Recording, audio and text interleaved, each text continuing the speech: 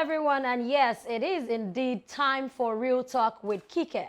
I am sure everyone is wondering where the chief host is. Voila. She's unavoidably absent with us today, but she's with us in the spirit, in the soul, and not in the body anyway. But of course, for everything that we have done, not to worry, she'll definitely be here on Tuesday to join us.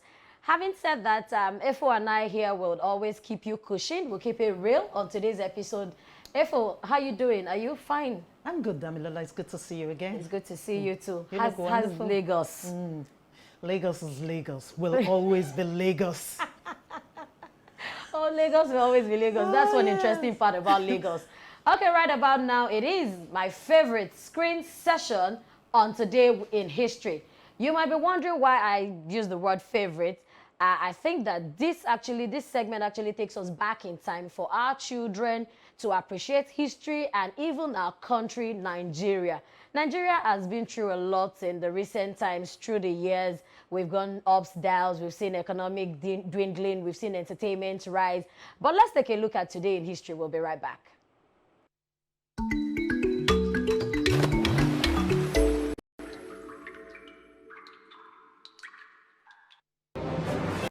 On this day in history, exactly 15 years ago, on March 25, Nigeria announced a 2-day extension of a controversial census to allow for everyone in Africa's most populous nation to be counted despite delays caused by poor organization and violence. Being the most populous black country in the world, the federal government planned to use figures of the census for planning, policy, and strategy. The first census was conducted in 1866, and this followed by censuses of 1871, 1881, 1891, and 1901. However, all these earlier censuses were restricted to Lagos Colony and its environs. The 1871 census marked the beginning of decennial census taken in Nigeria, in line with the British decennial tradition.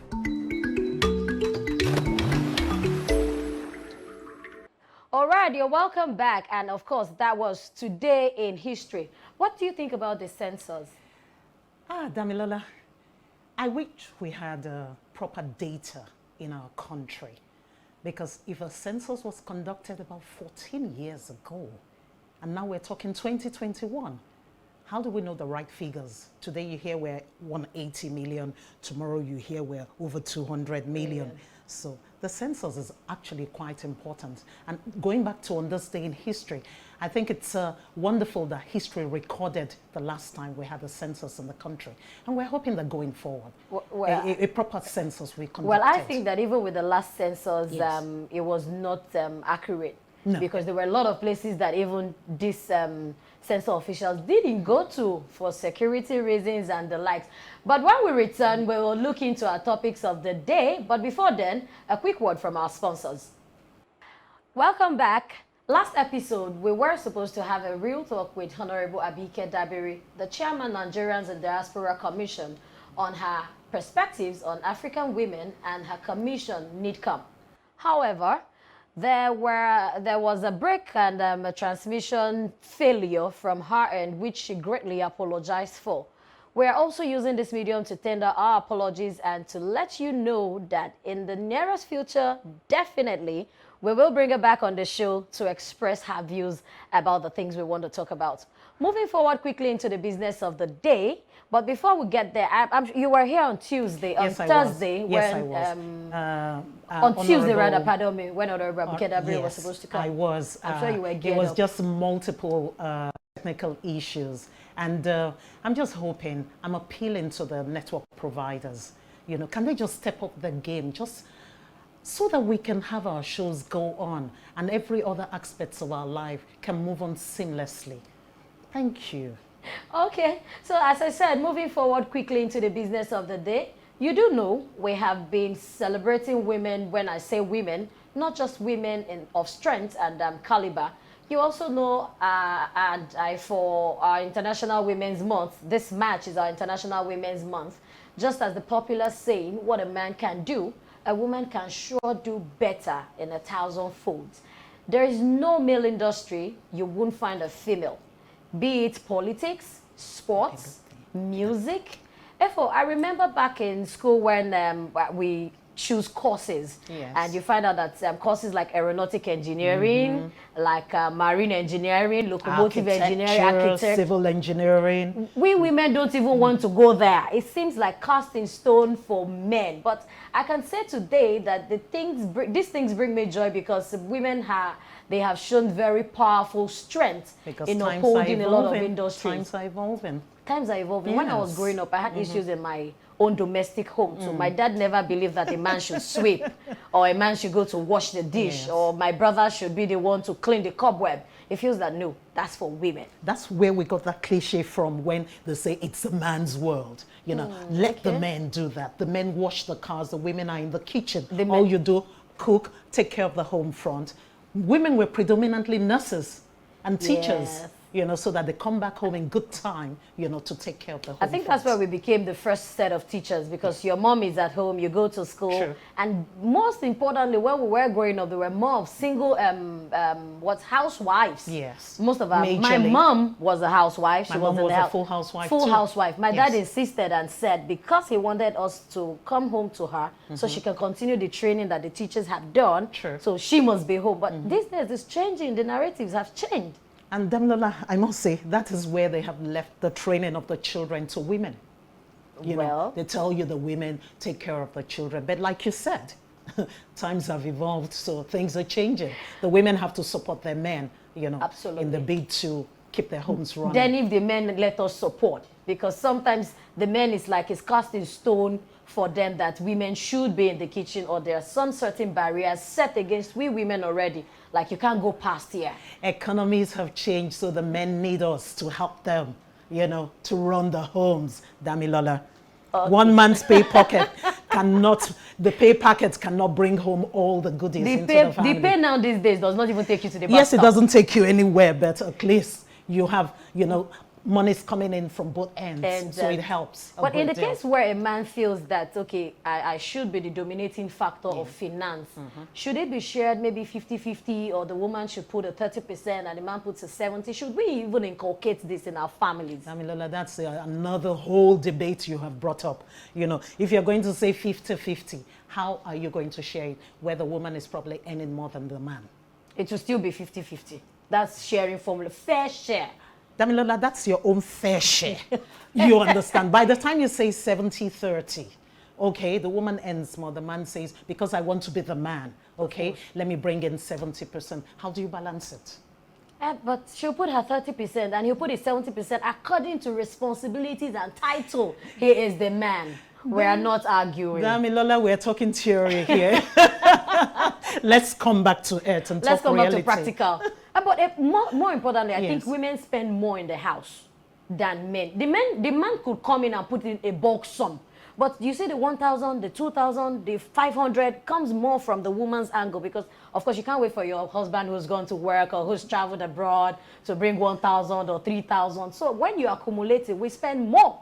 I totally agree. I totally agree that you are sure that is subject to debate from the men's angle. Okay, then when we get to the point, we are going to open our phone lines for it. So today, the 25th of March, 2021, I am grateful that a lot of things have changed and still changing. Growing up, like, as I said earlier, there were things that even in my nuclear family, my father would not accept us doing, thinking that it's these jobs, these chores have been segregated. But anyway, I can imagine now that even my son can make toast bread. There was one day I put him to a tester and I made him make semovita. How old is he? He's going to be 7. Wow. And he did that and we have videos of it. Okay, that's it on the screen. And he was actually doing that. And I just caught him live and he would tell you, oh, I'm Chef D. I want to do this. I want to do that for myself. And just take it. It excites me too. But when you say no, men should be the one pulling the general. It's good training. Good training for the young man. You know, and I think a good number of women are beginning to say, I had yes, and you can see he's even standing on a chair to definitely make him touch that point. But for you to say no, he won't take no for an answer. He'll say, what are the prerequisites to do it? How do I do it? How do I get there?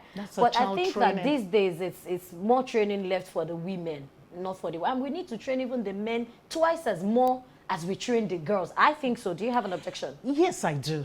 Because if you have gone to the market lately, you find more men in the market these days.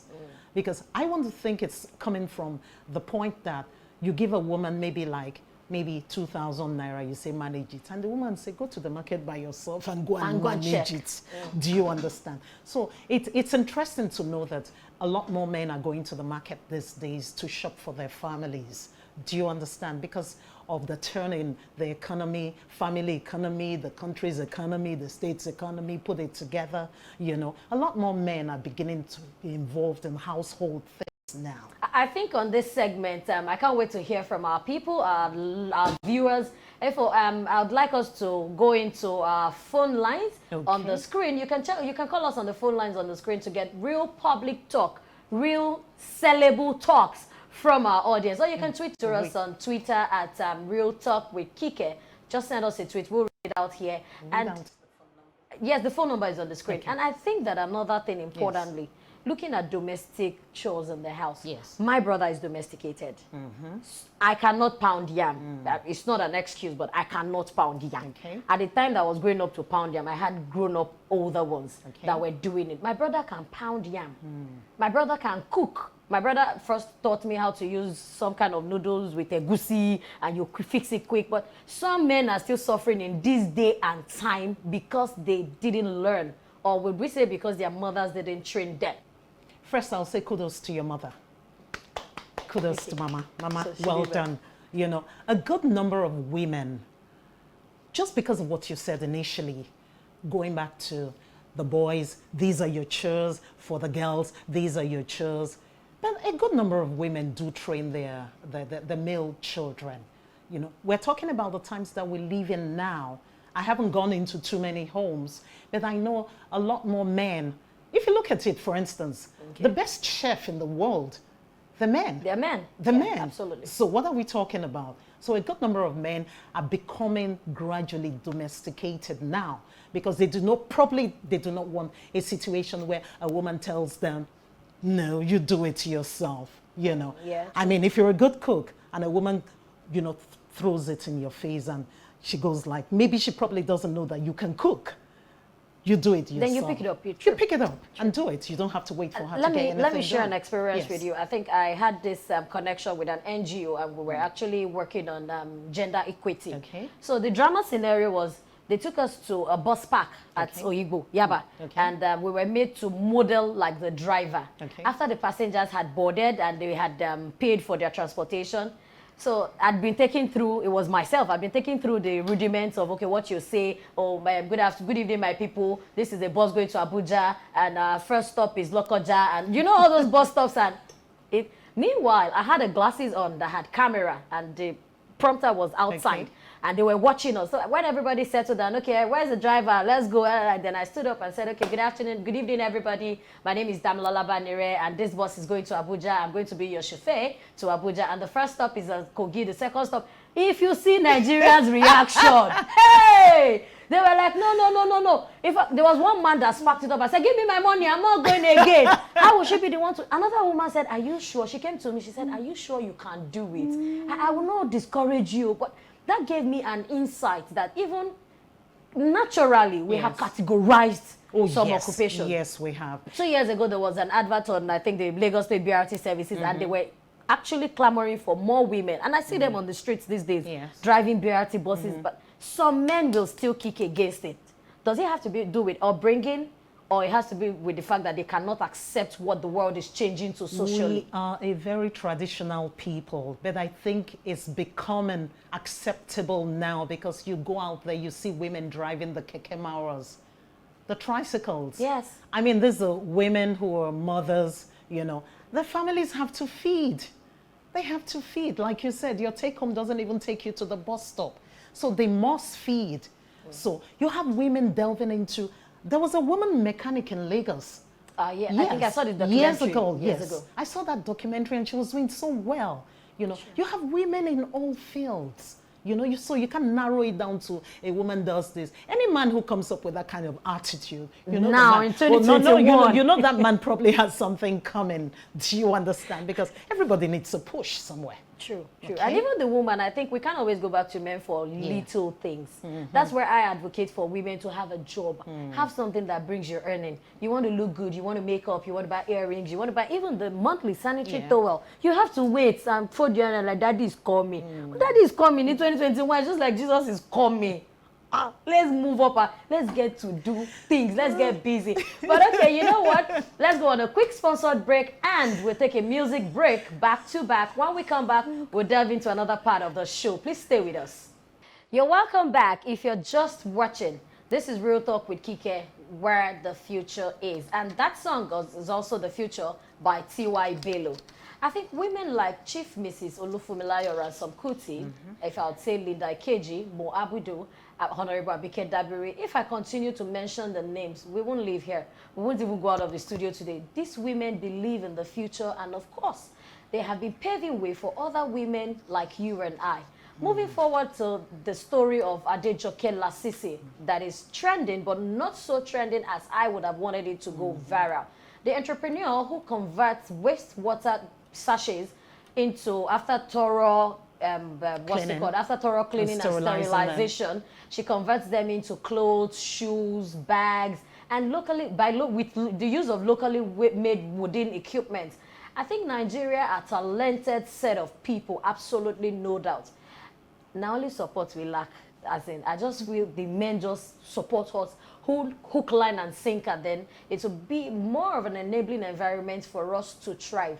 I remember during the days of the lockdown when a lot of new businesses emerged, a lot of businesses surfaced, and some even revamped their old business style. I remember that lockdown hustle, everybody has a lockdown hustle. Let me ask you, what was yours? I was basically at home. There was no hustle because I was frightened. Because, no. But you thought the world was coming to an end. No, not that. Because we had not experienced it in our lifetime before a pandemic. True. So nobody was sure what would happen. Initially that lockdown was a strictly stay-at-home lockdown, basically, until they lifted it just a little bit. Around June. I think some of us in the media, June, yes. no, of course, the media you had to work because you had to give media information. Was working, police was working, the nurses, and because you had to give information. Personally, I had a lockdown hustle that I didn't realize I had. I Tell us took into about cooking. It. Okay. I took into cooking of different kind of soups, but because you're at home, yes. The day you're not on set or you're not doing reportorials, or you're not going to TV, you cannot just sleep away your life. It became very boring. And I think at that point, some people also fell into depression. A lot of people were able to come out and... We had reports. We had reports. A lot of people fell into depression, not doing anything, daily movement. It helps a lot. It helps a lot. So I was taken aback when I thought that, oh, how will this thing go? Then I started from 1 plate, it entered 2 plates, from 2 plates, 5 plates, 5 plates, 10 plates. I think in Lagos during the lockdown, I've served over 200 bowls of soup. Fantastic. And in my account, I was smiling, like, it's not bad after all. It's not bad. Okay, our phone lines are still open to get public real talks, to share some real talks on the show about what our topic for today is. Meaning that you want to tell us about if you feel that it is well enough for women to get domesticated or men to get more domesticated as much as the women folk. For us to always have a balance in the economy, in family space, and in our social life as a whole. So as I was saying, when it started, till now, I get calls from my customers. I'm like, Dami, I want to book you, want to order for a bowl of... In my mind, I'm like, I've done somebody else's work. It's not my work. If broadcasting is my work, but because broadcasting is on semi-pause, so I had to keep that energy going. I had bills to pay too. And because you're a woman, it's also your work. It's not somebody else's work. It's not. Your bills will be doing like this in your face. That's what I'm saying. I'm talking about that aspect where during the lockdown, the hustle, it was also your work because it was paying off some bills. Yeah, it was paying off. It was. If it was not paying off, charity exactly. is not You won't have.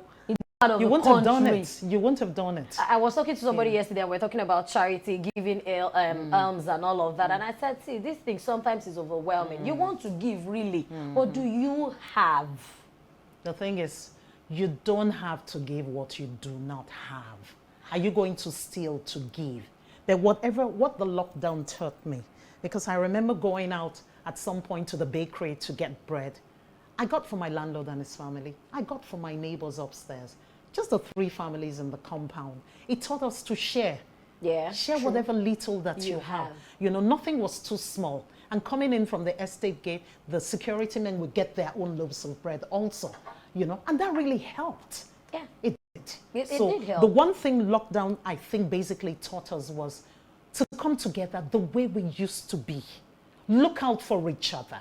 We probably didn't get it right, but look out for each other and help those who are in need. Everybody had a need at that point. But if you know God has blessed you much more, why not? Buying somebody a loaf of bread will not kill you. But I remember that one of the popular Fuji musicians, I think Alhaji Pasuma, he made a statement on his Instagram page to say during the lockdown, he gave till he almost became broke. That's what I'm saying. In giving, you have to be wise because Nigerians are needy people now because of the economy. I agree with you. Do you understand? Yeah. You know, Nigerians have a need and we're stifled on all sides with all kinds of bills. Do you understand? First, they jack up the electricity tariff, the first of the new month, September. The next day, they jack up the PMS. I mean, who does that? Nigeria. So Nigerians are saddled with all sorts. Yeah. Do you understand? That's why I always advocate for anyone you can help, reach out and help them. Don't badmouth anybody. But I think also that if we have more women in the government space, there is this pity that will circulate because women are more emotional than men, agreed. It looks to me like maybe some of these are politicians, and permit me to say, when they sit down at that table, they're like, you people will complain, and complaint cannot finish.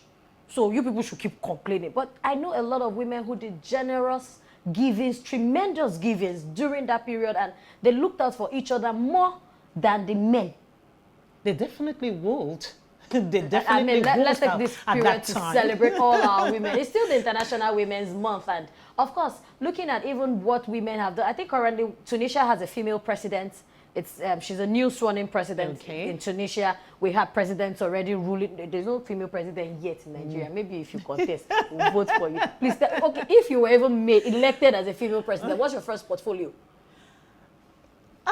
That's a spur-on-the-moment question. Okay, my first portfolio will be taking care of Nigerians. We're talking about the less privileged ones. First portfolio outside of that will be education, because that's the key to liberty. Liberty. You educate one woman, you educate an entire community. Do you understand? Sure. So we're not just talking about educating the woman, we're also talking about educating the male folks, because without them, you can't get anything done. Woman, man in the womb, join together, woman. So you can't take the man out of the woman. You cannot. And you can't have a woman without a man. Oh, definitely, we're intertwined. That's the way the Lord God made it. So I think we should use this medium to also appreciate our men. Oh, yes. All over the world that have been supporting, genuinely supporting women. Association of Responsible Married Men and Fathers of the Federal Republic of Nigeria and the world at large. We are saying thank you. Continue doing us proud. Continue paying school fees, house rent, giving madam allowance. Because some men will say after I pay school fees and house rent, which one is madam allowance again? You want somebody else to look at madam for you. It's not going to be nice. You know what? So keep spoiling us with the money. And it's so encouraging that Nigerian women, when you give her 1,000, she can spin into 100,000. Sure. I've seen that work. It's practical. Minus some women. Some women just want to be there. But I think ultimately for that kind of, okay, we have Laka from Jos. Hello. Hello, good afternoon. Yes, how are you? Good afternoon. Good afternoon, how are you today? I'm well today in Jesus' name. It is well with you. We thank God. So please, can we hear your contribution? The real talk of the woman's aspect is I'm very much interested on what I'm watching right now in my television. Okay. And presently I'm sitting together with my beautiful wife in the sitting room. Okay, oh, that's great. That's good. Much of the talk that they are talking, it's exactly a copy of what I've been doing with my wife and my children. Absolutely fantastic. I have two boys. I have two girls. Okay. None of them is above going to kitchen to do kitchen work. Fantastic. Great. And today we are getting the result. My boys can cook, the girl can also cook. Good. Okay. Good. Even myself, as old as I am, most of the shopping, going to kitchen, going to market to buy, my wife will always tell me she prefers me to buy even more than her. Yes. But she's afraid of going to market. What will she bring that the man will not complain? True. So this thing is really, I'm interested. Let it be a regular problem that it will go worldwide. Okay. For an improvement in society. Okay. Because most of the blame these days, we the men blame you women more than the way what we're seeing these days. Stop being dramatic. Thank you very much. Thank you very much for that. I needed some level of drama to cushion me because you've just said the truth. You people blame us. A child that is bad, remember it is for the mother. Forgetting that two people copulated and produced the child. And of course, a whole village, it takes a whole village to train a child. But in the case where most time was when it took a whole village. A time was. To train even a now, child. you are out, your children come from school, and you are like, if you are bad with your neighbors, how would you leave your children with them? That's what so I'm saying. that's still the village.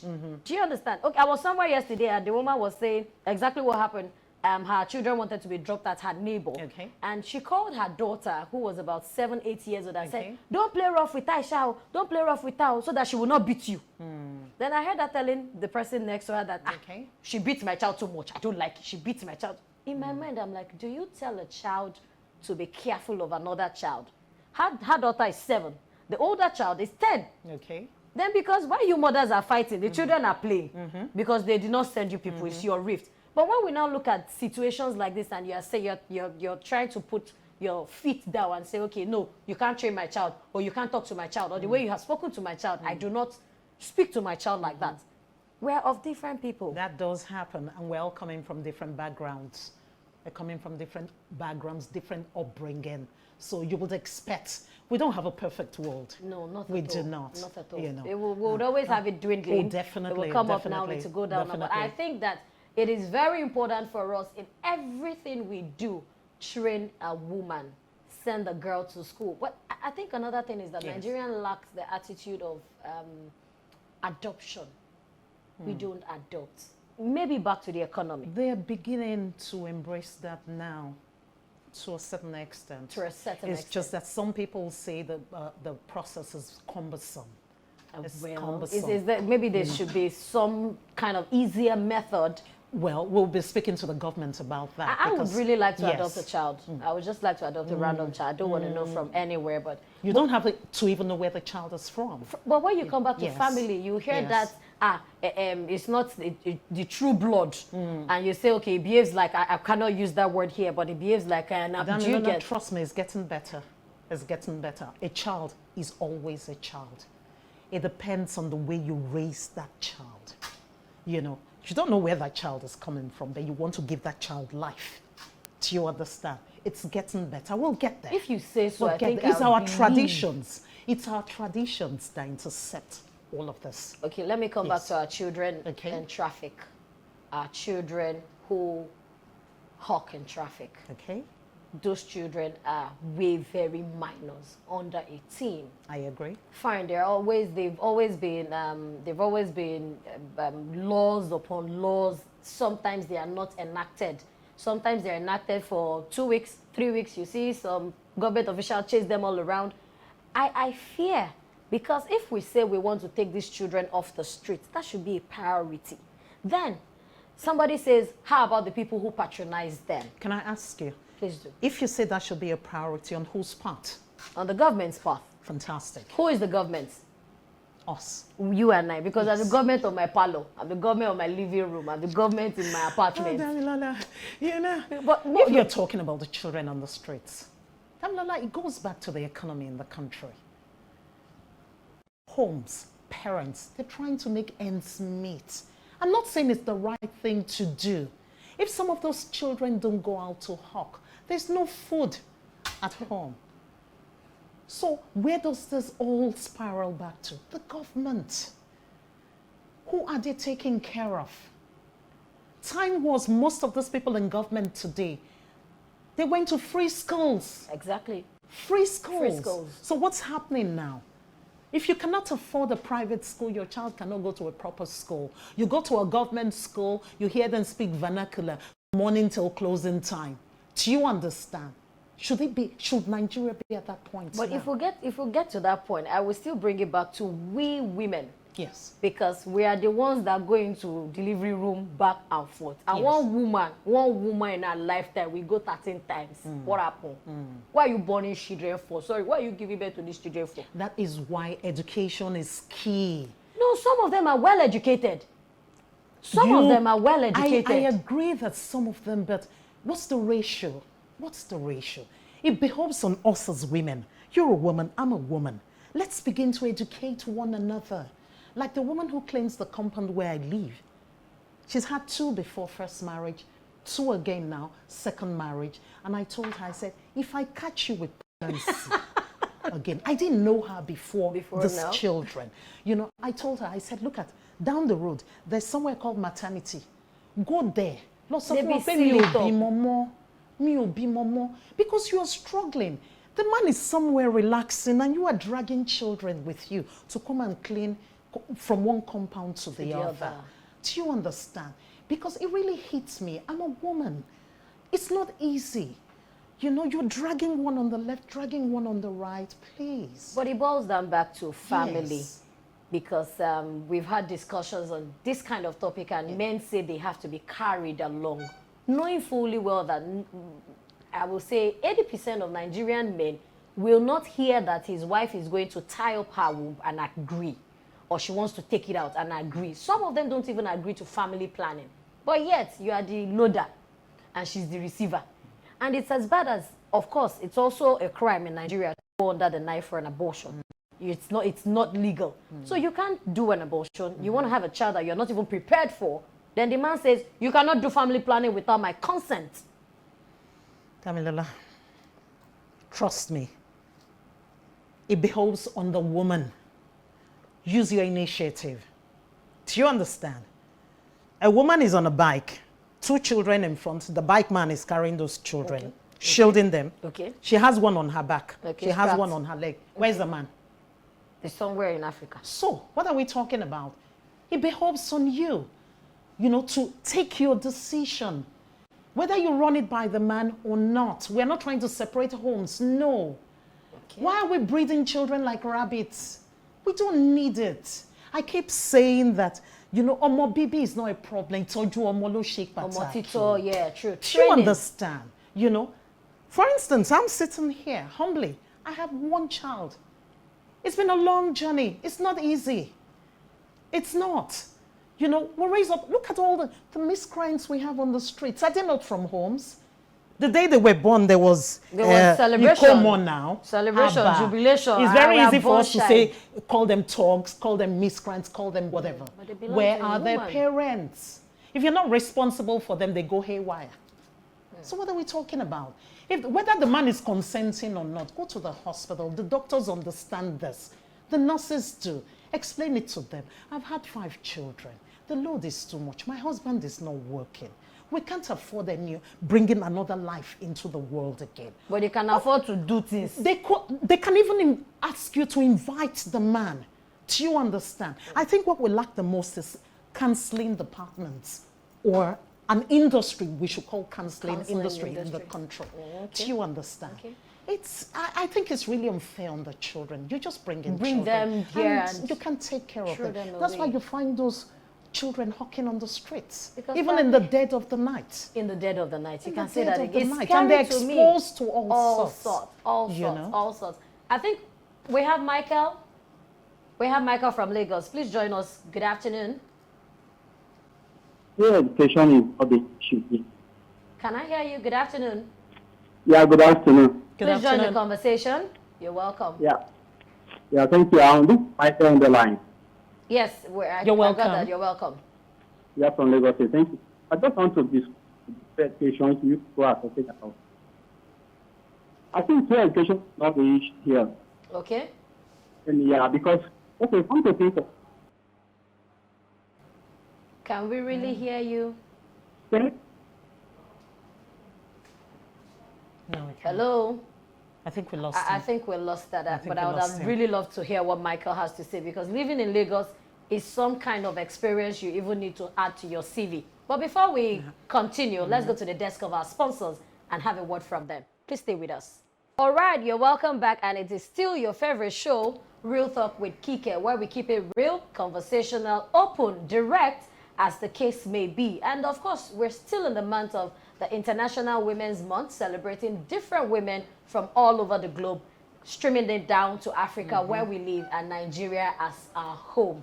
We've had tremendous and exciting women that have proved to be captains of industries, irrespective of the kind of jobs that they do.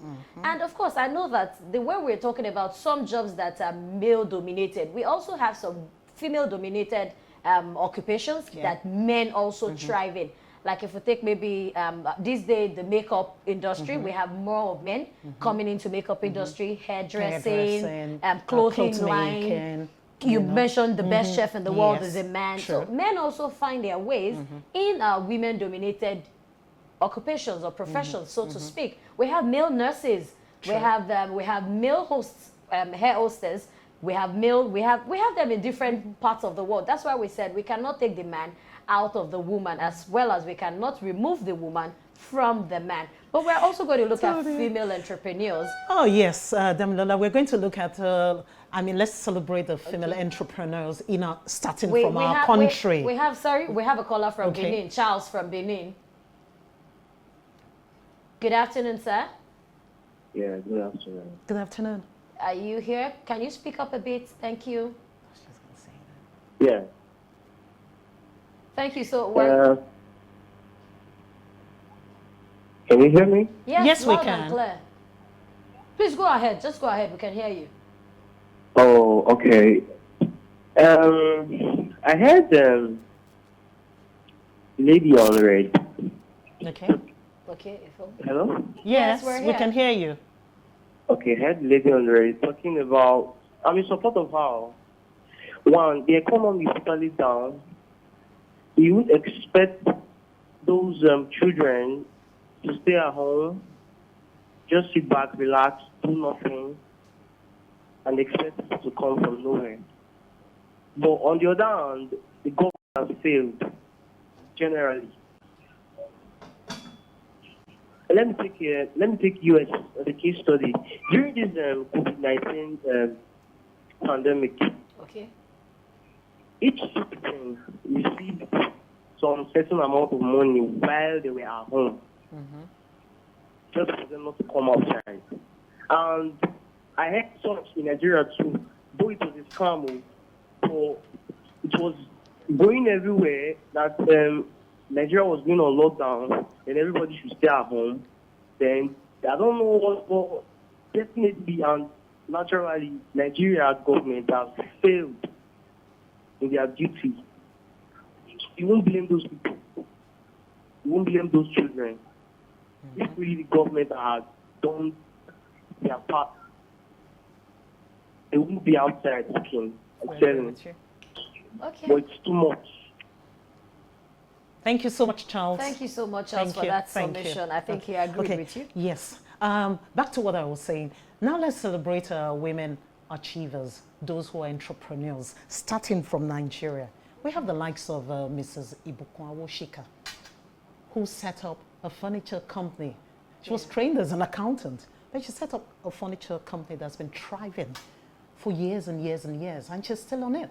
She's a motivational speaker. She's a captain of industry. She's currently the chairman of the First Bank of Nigeria presently. So we have women who are pulling their weight, and she's out there on the forefront, really rooting for women to go out there, to do stuff. We have the likes of Adejumoke Atanda-owo, she's a foremost architect. I think the CNN even called her, they called her Subsea-tech. I think something like that. Okay. That was what they called her. Do you understand? Because she's versatile. Ordinarily, you will say the architecture as a career belongs to men. But no, you find a lot of women making their inroads, you know, into all those male-dominated, you know, industries. We look at the likes of Moabudu. Just recently, she set up an academy. Yeah. You know, I just heard about it recently. Oh, you know, over a year. Really? No, yeah, this one over a year she started building processing. Up, getting the processing, but I think a few months back. Now she, in conjunction with the Lagos State government, yeah, you know, train. and her focus is on the creatives. Yeah. You know, we're talking about those in the TV industry, those in the film industry, just to make sure that they get their professional best training. You understand? I remember also when Chimamanda Adichie was on a French show for French interview. It went viral, and the interviewer was, she wanted to be funny. Yes. I'll call that funny. And she said, oh, if you write books for Nigeria, but we know that Nigerians don't read. And Chimamanda's answer was the best savagely put together. Tell our viewers about that answer. She just told that. She said, well, it will be poorly for the French system to think that Nigerians do not read if Nigerians had a writer like myself. Yes. So, I mean, homegrown. Yes. Sir. And the presenter was just like, okay, let's go into something else. In my head, I was elated. I was happy. Like, yes. Truly, it reflects poorly on their kind of person to think that Nigerians don't read. Even if we say, yes, black people don't read or Nigerians do not read. Most of us grew up with literature in secondary schools. From even the William Shakespeare, the literature all the Chinua way from Achebe, Wole Soyinka, you know. Zulu Shofola. We read all of these books while taking education. So how would you now come up and say, oh, women don't read or men don't read or Nigerians don't read? Moving forward, we have, if we look at Vella Adams, who was also the most nominated Oscar Award nominee for the year, for this 2021. She was the most nominated black woman, Vella Adams. I mean, she came into limelight a while back, but we started noticing her just maybe a couple of years, 3 years back, and there was the face of the media was on her, spot on. We were seeing what she did. We were seeing her prowess. We saw her character. We saw her take challenging. I've seen a film of her before where I actually shed tears and like and I'm asking myself, but you're in this industry now, why are you crying? But the way she took it up so well. So how will women, how will women like that not be mentioned? How would they not put their names in the brass of time to say, you see, we have come to cast iron and stone. It's going to be like that. Thus encouraging young girls who look up to them and say, okay, I want to be like Moabudu, I want to be like this, I want to be like that. Oh, we have Funke Akindele, they've all done well. They've made their mark. They've made their mark. When you go to the farming industry too, you'll see a lot of women farmers. And I think that picture is also Mrs. Opeke. She's one of the innovation technologies that we have here in Nigeria. And it's fantastic that women are scouting for their space. It's not easy. It's really not. It's really it took not a long easy. time it took coming. A long time coming. It took a long time we coming. We are paving that way and we are sitting. If the men allow us, that is sir. It's not a question of the men allowing us, Damilola. No. Okay. Because you're proving your mettle now. All I just want to say now to the young women coming up. You know, use these ones as role models. Okay. It's not throwing your butts up and down on musical videos that will put food on the table. These are women we should aspire to be like. Our young women. Look at these ones we have mentioned and so many more. There's so many. We can't exhaust that list. You know, look at them so that we can make our world a better place. You know, women are special. Women are great people. They're very intuitive.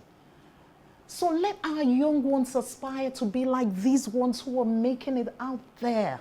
You know, we can make this world a better place. But I think why I also mentioned the men is that if we look at the Nigerian space, we have more of 80-20. Some women want to, they're scared.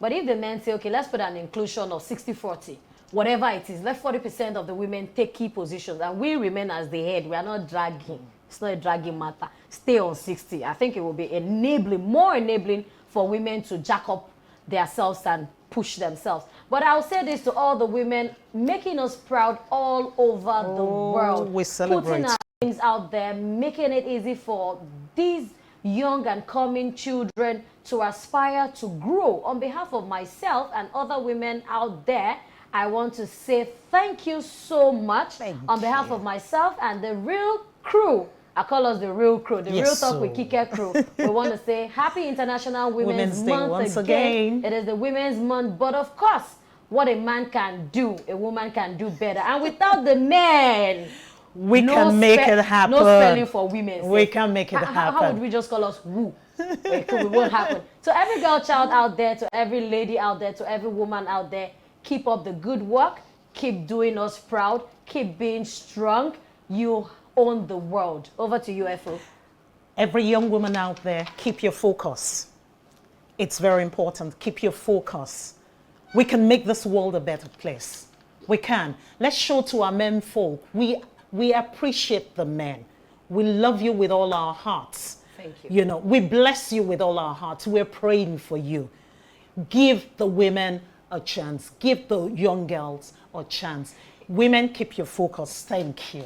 It was indeed all real talk from our callers on the line today. I enjoyed from the first caller to the last caller who spoke about the things that we think should help us grow. If you believe in the future, you have to start working for it because the future is now and it is definitely here. A young idle lady now will become an old beggar, and it would not be nice to leave such footprints. We leave you in the hands of T.Y. Bello.